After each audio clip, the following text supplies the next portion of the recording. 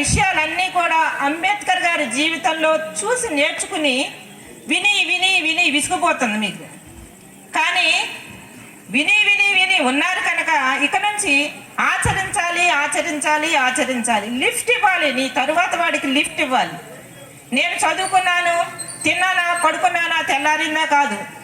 నా తర్వాత నా వెనక నా ఇంటి పక్క వాళ్ళు కొంచెం చదువుకుంటే ఇంకొంచెం లిఫ్ట్ ఇవ్వటం, ఏ విధంగానైనా కొంచెం సహాయం చేస్తే సమాజం యొక్క నిర్మాణం మారుతుంది. ఆ సమాజ నిర్మాణంలో మన గ్రామం నుంచి నేను ఫస్టే అన్నాను, అద్భుతమైన యువతరం ఉంది. ఏ ప్రోగ్రామ్ అయినా చిటికన వెళ్తే చేసేస్తారు.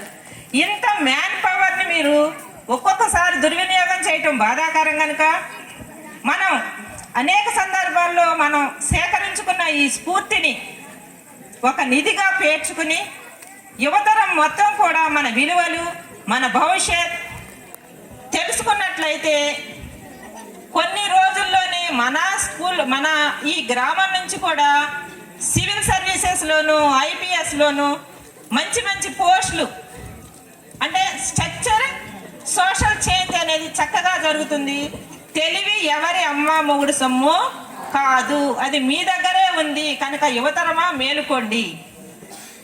అది ఆ 3 మాటలు మీకు చెప్పాలనుకున్న స్టూడెంట్స్కి.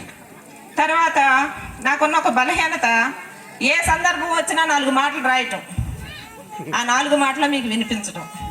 నా కవిత మీరు వినాలి.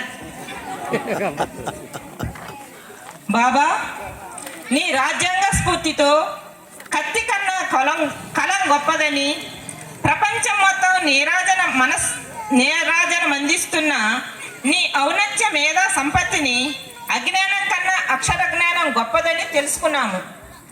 చట్టాలను పేర్చి సంస్కరణలుగా మార్చి చీకట్లు కమ్మిన మనుస్మృతిని అగ్ని జ్వాలల్లో హతమార్చి జాతి విముక్తి కోసం సుగంధము వంటి గ్రంథాన్ని రాజ్యాంగంగా రచించి కార్యసాధనలో కర్కశ మేధనలో కడుపున పుట్టిన కన్నబిడ్డలను కన్నీటి తీరాల విడిచి